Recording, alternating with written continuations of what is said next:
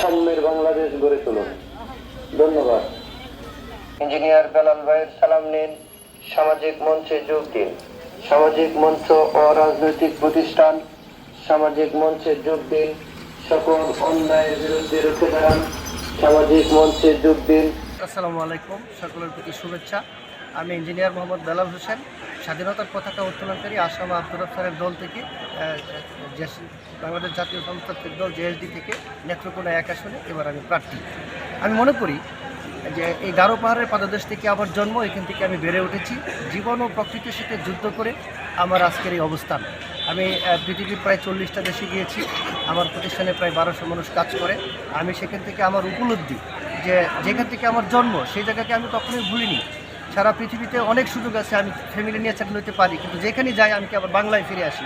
তো এইবারে যেহেতু একটা সুযোগ এসেছে, আমি এলাকাতে এসেছি, সাধারণ জনগণের সাথে কথা বলে দেখেছি যে তারা 54 বছরের ইতিহাসে অসুস্থ রাজনৈতিক ধারাবাহিকতার কারণে তাদের চিন্তা চেতনা, মতাদর্শ এবং জ্ঞান, মেধা, গবেষণা সব অসুস্থ রাজনৈতিক দেওয়ালটা পার হতে পারেনি।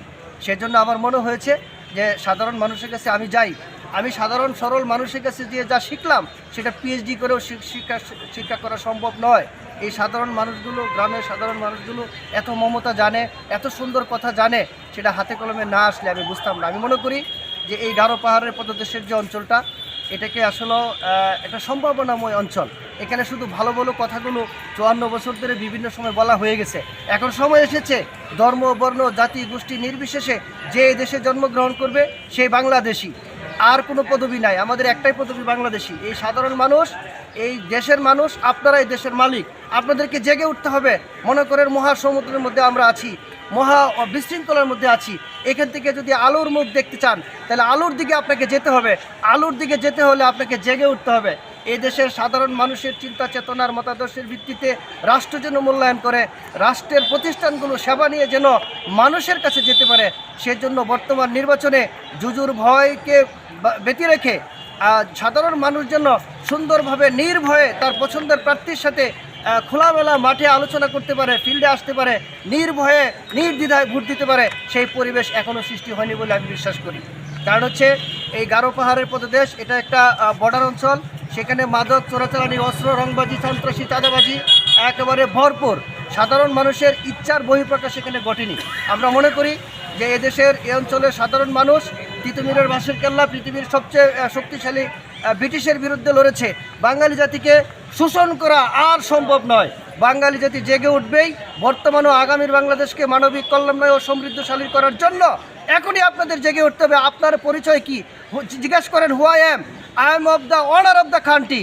আপনি নাগরিক, আপনিই দেশের মালিক। এমপি, মন্ত্রী, প্রশাসন গাড়ি ঘোড়া নিয়ে আসবে, তাকে প্রশ্ন করবেন, হে এসি সাহেব আপনি দাঁড়ান, আপনি এখানে এসেছেন, আমার মতামত এই। আপনি আমার মতামতকে প্রায়োরিটি দিতে হবে। প্রকৃতপক্ষে আপনারাই দেশের মালিক, আপনারাই দেশে বসবাস করবেন, আপনাদেরকে পরিবেশ সৃষ্টি করতে হবে। জুজুর ভয় পেয়ে লাভ নেই। অসুস্থ রাজনীতির দেওয়াল ভেঙে দেন। আসুন আপনার বাংলাদেশকে, বাংলাদেশের ঐতিহ্য আছে। বাংলাদেশে 1 টাকা 8 মণ চাল পাওয়া যেত। ইউরোপিয়ানরা মুসলিম কাপড় কিনতে এই দেশে আসতো, সংস্কৃতি শেখার জন্য ইউরোপিয়ানরা এই দেশে আসতো। এই কালের বিবর্তনে শুধু দালাল, বিদেশি ও দেশি দালালদের কারণে আজকে বাংলাদেশের ঐতিহ্য নাই।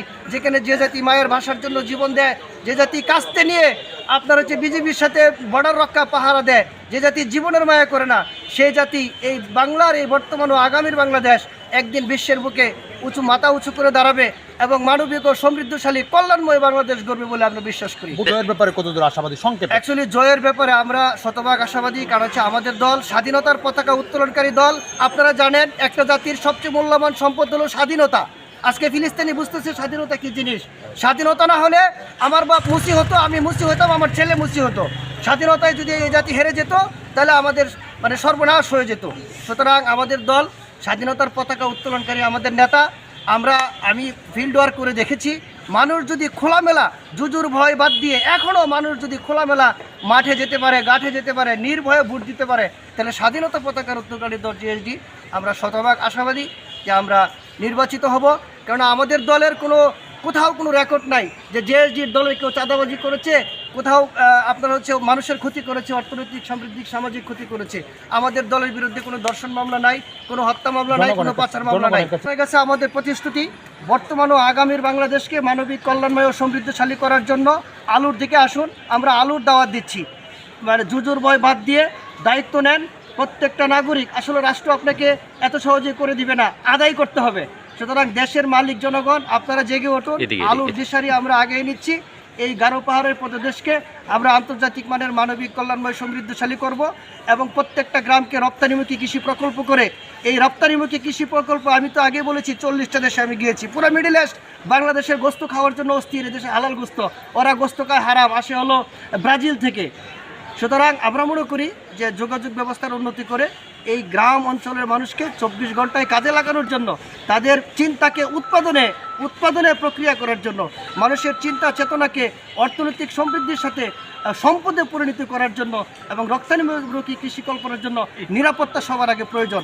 সকলে মিলে জেগে উঠুন, যেখানে অন্যায় সেখানে প্রতিবাদ করুন। অস্তিত্বই থাকবে না মাদককারী, চোরাচালান কারবারি, সন্ত্রাস, চাঁদাবাজের অস্তিত্ব থাকবে না ওই অঞ্চলে। আপনাদেরকে জেগে উঠতে হবে, আপনাদেরকে নিয়ে আমরা জেগে উঠবো ইনশাল্লাহ। ফাঁসের ব্যাপারে আমি তো আগে বলেছি, যদি মানুষজন তার মানে চিন্তাকে চেতনাকে খোলামেলা স্বাধীন দেশে স্বাধীনভাবে চলাফেরা করতে পারে, তাহলে স্বাধীনতার পতাকা উত্তোলনকারী দল, এই দল পাস হবে ইনশাল্লাহ, আমি বিশ্বাস করি।